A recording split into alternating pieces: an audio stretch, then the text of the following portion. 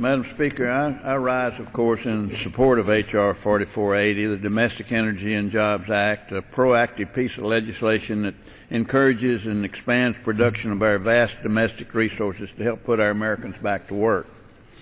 I strongly believe that, other than prayer, energy is probably the most important word in the dictionary for our young people. It's the foundation upon which our nation has prospered and the key to our quality of life and our standard of living. America is blessed with the wealth of natural resources and energy resources, leading Citigroup to predict that we could soon become the world's largest oil producer. The recent shale gas resolution has driven production to new heights and prices to new lows. It's created hundreds of thousands of new jobs and stimulated a resurgence of domestic manufacturing in this country. In 2010, unconventional natural gas production alone supported approximately 1 million American jobs.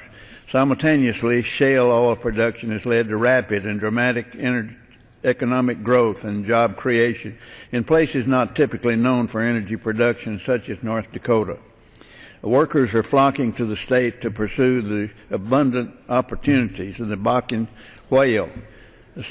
shale, while the nation suffers unemployment rates in excess of 8%.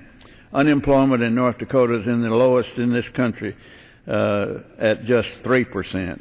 The only thing preventing us from reaping the benefits of being a world leader in energy production is bureaucratic red tape, permitting delays, declining production on federal land, restricted access, and stifling regulations all stand in the way. H.R. 4480 would free us from these barriers put forth by the administration and instead set us on the right track to unleash the full energy potential of this nation.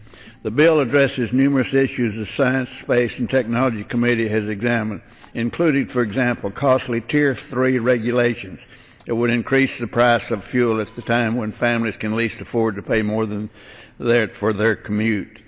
Not only would this standard place a burden on household budgets, but the EPA ignored the law by failing to complete a study on the detrimental effects of RSF prior to beginning work on these standards.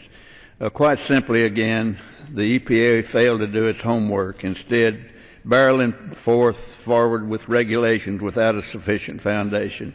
Regulations like this one are far too often based upon shaky science, devoid of adequate peer review, and rely on secret data EPA refuses to share with the public. The EPA ignores the scientific method in order to overstate the economic benefits of its rules in an attempt to justify their sizable cost.